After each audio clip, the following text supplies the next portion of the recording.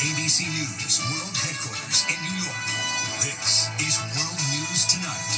Good evening, everyone. Thanks so much for joining us on this Sunday. I'm Lindsay Davis. We begin tonight with the 4th of July travel rush and what's expected to be the busiest travel week in 15 years, as some of the nation's airports are already grappling with lingering delays and cancellations. Severe storms forcing Delta Airlines to cancel hundreds of flights at its largest hub in Atlanta. Travelers were temporarily stranded as other major travel hubs, including Dallas, D.C., and Charlotte, were hit with delays, cancellations, and ground stops. Multiple tornadoes hitting Minnesota and South Dakota this weekend as more severe storms are on the way to the plains and upper Midwest. Our weather team is standing by with the forecast, but first, ABC's Faith Abube leads us off from New York's LaGuardia Airport. Tonight, millions on the move ahead of another potential record-breaking holiday travel crush.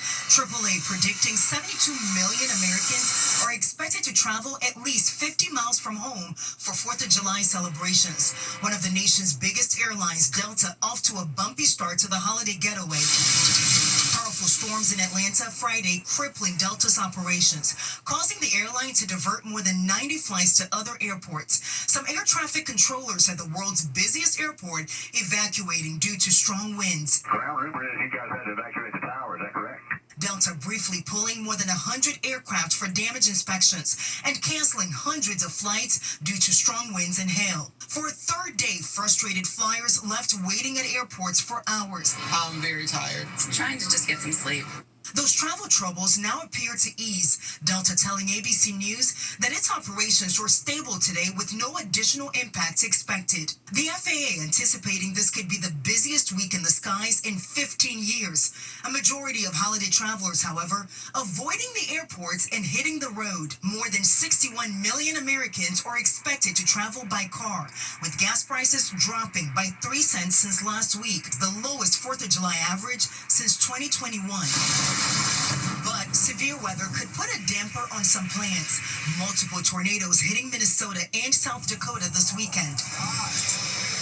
And Lindsay, a massive test ahead for the airports and the airlines. Thursday expected to be the busiest travel day this holiday with more than 50,000 flights in the air. Lindsay.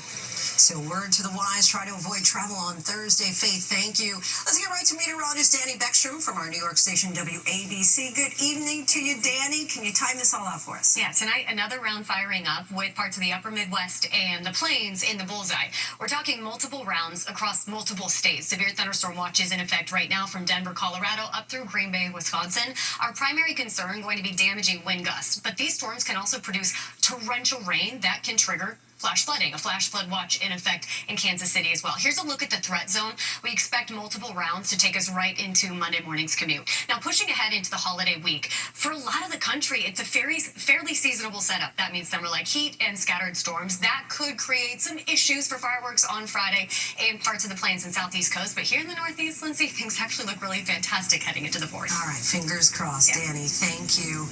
Now to the drama and all-nighter on Capitol Hill. The Senate narrowly advancing President Trump's so-called big, beautiful bill, but much more work is ahead to get the tax cut and spending bill across the finish line.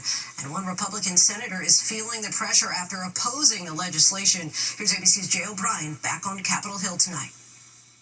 Tonight, on the eve of a marathon series of votes on President Trump's so-called big, beautiful bill, a stunning twist. One of the bill's most outspoken GOP opponents drawing Trump's ire and announcing he will not run for re-election. Senator Thom Tillis, one of 2 Republicans who voted against advancing Trump's signature bill last night, writing his decision not to seek a 3rd term is not a hard choice.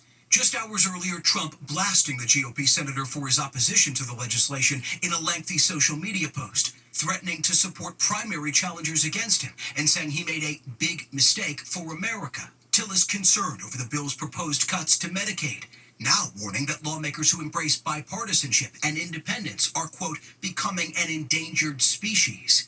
Following a standstill on the Senate floor, Trump's mega bill finally inching forward, clearing a key procedural hurdle just before midnight after one GOP opponent, Senator Ron Johnson, flipped from no to yes. 3211 of the National Nuclear Security Administration Act. Democrats lacking the numbers to block Trump's agenda, delaying the final vote in the Senate by forcing a reading of the entire roughly 1,000-page bill all night long. It took more than 15 hours. Once adamant he wants the bill passed by July 4th, Trump now acknowledging that may not be possible.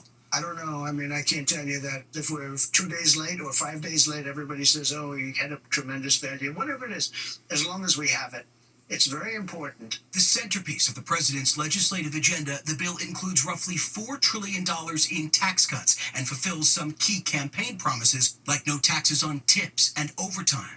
Republicans trying to cover the cost with cuts to programs like Medicaid, leading to an estimated 11.8 million Americans potentially losing their health coverage over the next decade, and by slashing Biden-era clean energy incentives like solar panel tax credits, vital to small businesses like Micah Gold Markell's in Philadelphia. Some of his employees voted for Trump, he says. And I'm concerned that we would have to halve the size of our company. We're talking about 30 jobs. We're talking about 30 jobs. That's right. I mean, it hurts to say that. Billionaire Elon Musk, meanwhile, once again bashing the bill, concerned about nonpartisan estimates that it would add more than $3 trillion to the national debt, and calling cuts to wind and solar initiatives, quote, utterly insane and destructive. Jay O'Brien joins us now from the Capitol. Jay, we're hearing late word from President Trump tonight with a new warning for any more Republicans who would oppose this bill. What's he saying? Yeah, Lindsay, after that surprise announcement from Tillis, President Trump delivering a message to any hardline Republicans who might oppose the spending in this bill, warning, remember, quote, you still have to get reelected. Don't go too crazy. Senate Majority Leader John Thune can only afford to lose 3 Republicans on that final vote, expected to drag well into tomorrow. And if it gets out of the Senate, this bill will have to go back to the House, where the original version only passed by a single vote. Lindsay. Jay, thank you. Now to the protests over a new detention center in the Florida Everglades dubbed Alligator Alcatraz. Indigenous leaders are at the forefront of the protest, saying it encroaches on sacred lands that are protected. Environmentalists are also opposing the construction. Here's ABC senior White House correspondent Selena Wang. Tonight, demonstrators lining the streets protesting plans to turn a remote airfield in the Everglades into the latest migrant detention facility. Officials say operations will start on Tuesday and eventually hold up to 5,000. White tents already visible. Our lives depend on this Everglades. And, bringing this facility here is disrupting everything. Environmental activists join Native Americans to call for the protection of their ancestral homelands as Florida Governor Ron DeSantis pushes ahead. Clearly, from a security perspective, if someone escapes, there's a lot of alligators you're going to have to contend. No one's going anywhere, once you do that. It's as safe and secure as you can be. The Department of Homeland Security teasing their plans for the so-called Alligator Alcatraz. The facility, part of President Trump's efforts to ramp up deportations by expanding detention capacity. In highly controversial moves, Trump has already sent migrants to Guantanamo Bay and a mega prison in El Salvador. In recent weeks, more violent arrests caught on camera from coast to coast. This man thrown to the ground and arrested by ICE agents in California. His 3 sons, all U.S. Marines. And just days ago, the Supreme Court ruled to dramatically limit the ability of federal judges to check presidential power, allowing Trump to move forward with plans to end birthright citizenship, though the legal battle continues. I spoke to this pregnant, undocumented mother who did not want to show her face on camera.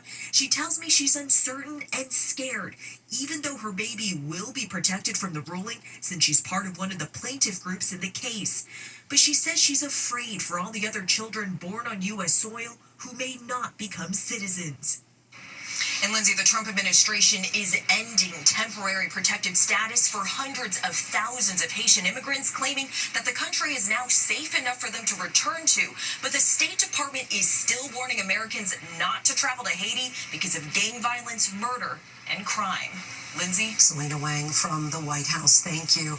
Next tonight, President Trump is calling for the end to the war in Gaza. The president posted on his social media platform, "Make the deal, get the hostages back." Let's get right to ABC's Marcus Moore in Tel Aviv for us tonight. And Marcus, give us context for why the timing on this is so unique. Well, Lindsay, it is unique because the ceasefire between Iran and Israel has renewed hope that there could be a ceasefire in Gaza. And the Prime Minister Netanyahu is sending one of his top advisors to meet with officials in Washington. As you know, President Trump is calling for an immediate ceasefire in Gaza as casualties mount there. The health ministry says more than 80 people have been killed in the last 24 hours in Israeli airstrikes, and 18 people have died trying to reach aid distribution centers in Gaza. So, Lindsay, the situation remains dire. And Marcus, while we have you, what's the latest on the damage assessment at one of Iran's nuclear facilities that was targeted in the U.S. mission just over a week ago? Yeah, just a week ago, Lindsay, the U.S. sent B-2 bombers that dropped a dozen bunker buster bombs on the Fordo nuclear facility. And it's notable that the head of the International Atomic Energy Agency has said that it's the agency's belief that Iran could resume enriching uranium in a matter of months. That's certainly very different than the assessment that President Trump has shared. And the IAEA's comments come as satellite images show new activity at the Fordo nuclear site. And Lindsay, it's also worth noting that in response to the strikes, Iranian lawmakers have suspended their cooperation with the IAEA. Marcus Moore in Tel Aviv for us tonight. Marcus, thank you. Back here in the U.S., a deadly home explosion and fire in Philadelphia. 3 homes collapsed. 2 women were pulled from one of them. Both are now hospitalized. Crews later discovered the body of another woman. Here's ABC's Perry Russell. Tonight, Philadelphia firefighters investigating how 3 homes in this neighborhood collapsed, killing 1 woman, injuring 2 more. Looks like complete collapse on at least 3 homes. Investigators say neighbors reported hearing a loud boom at around 5 in the morning. Rocky Dotson lives nearby. I'm sitting down in the living room watching TV, and all of a sudden I heard like a boom. The blast was so powerful that it blew the front door off across the street. Debris can be seen on top of nearby homes, windows and doors blown out, and houses up and down the block. Whether the loud sound came from the properties collapsing or if it came from something else. Firefighters evacuating at least 10 homes they say now have stability issues. We're going to grid this entire affected residents behind us out, going literally brick by brick. Firefighters say it was during their secondary search when a search dog found an elderly woman dead in the rubble. Lindsay, those 2 injured women, officials say one is in stable condition, the other is in critical condition. Federal investigators were on the scene today. Still not clear what caused those homes to collapse. Lindsay? Perry, thank you. Now to that heart-stopping moment at a Beyonce concert in her home. Watched in horror as a woman fell from a drawbridge in Miami, according to our affiliate WPLG. Video posted on social media shows her trying to hang on when the Brickell Bridge opened Saturday morning, but she slid all the way down, landing on the deck. Investigators say the woman suffered serious injuries to her legs. When we come back, we head to Wimbledon, where dozens of Americans are ready to compete in the world's oldest tennis tournament. The best tennis players in the world are about to compete on the grass at Wimbledon for the 138th time, and the U.S. is well represented. 35 Americans are in the field. ABC's Lama Hassan joins us from the All England Club. Hi there, Lama. Well, it's that time of year, Lindsay, when the hottest tennis players on the planet make their way right here to play at Wimbledon. And this year, the American contingent is strong, with a record number of American players, with a total of 35 playing in the tournament, including Coco Gauff, fresh off her French Open victory, as well as Madison Keys. Now, remember, she won her first career major at the Australian Open, both looking to continue their winning streak. On the men's side, keep an eye on Taylor Fritz as well as Tommy Paul, who both made it to the quarterfinals last year here at Wimbledon. Not only will it be hot on court, it will be hot everywhere. A heat wave is gripping the UK. The mercury predicted to hit a steaming 92 degrees Fahrenheit. The All England Club will introduce their heat rule. All those playing on courts that don't have a retractable roof will get a 10-minute break when the temperatures reach 86 Fahrenheit. So I think it's safe to say that things are going to be heating up right here at Wimbledon. Lindsay. Well said, Lama. Thank you. ESPN's coverage of Wimbledon starts Monday at 6 a.m. Eastern on ESPN and Disney+. When we finally tonight, pride on display from coast to coast. From New York to San Francisco to Chicago. Wrap wrapped in rainbows and showcasing pride, cities across the country celebrated LGBTQ plus communities with parades to close out Pride Month this weekend. Hundreds of thousands of people marched through Cincinnati streets on Saturday. Despite the heat, organizers say they think this year's turnout topped last year. It shows that Pride is more important than it ever has been before. Some attribute the large crowds across the country to the community's resilience despite national backlash. We're not going to be deleted or quieted or silenced. Tracy and Anthony Burns have attended Cincinnati Pride for 3 years, giving out free mom and dad hugs to make sure everyone feels loved. Getting a hug from a dad, even if it's not their biological dad, it forms some kind of instant connection. In St. Petersburg, hundreds of thousands celebrated at its 23rd annual Pride Festival. This is probably the biggest I've seen it. For many in attendance, they say Pride is about feeling accepted. It's important to celebrate so that they see representation. It's showing up and being visible and showing support to other people that need the support. Thanks so much for watching. I'm Lindsay Davis in New York. Good night.